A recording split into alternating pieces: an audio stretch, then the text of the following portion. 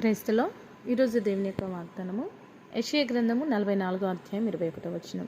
నేను నిన్ను మర్చిపోజాలను. దేవుడి వాక్యాన్ని నిలిచినగాక. ఆమేన్.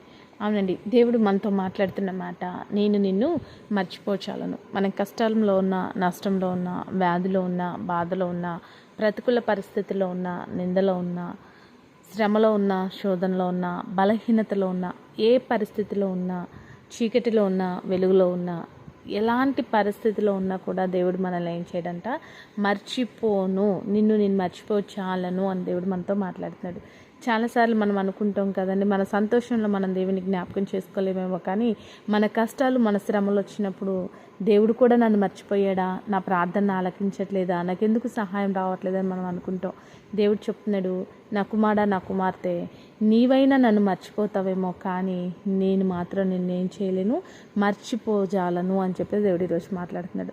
అప్పుడే పుట్టిన బిడ్డను తన కన్న తల్లైనా మరచునేమో, కానీ నేను నిన్ను మరువును, చూడు నా అరచేతిలో చెక్కుకొని నన్ను దేవుడు చెప్తున్నాడండి.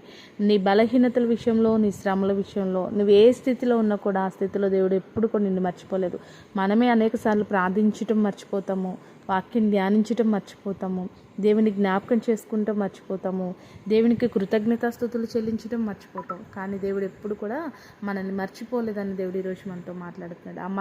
నిన్ను మర్చిపోలేని నీ దేవుడు నీ జీవితంలో గొప్ప కార్యాలు చేస్తాడండి. నువ్వు శ్రమ పడుతుంటే చూస్తున్నాడు, నువ్వు కష్టపడుతుంటే చూస్తున్నాడు, నువ్వు బాధపడుతుంటే చూస్తున్నాడు.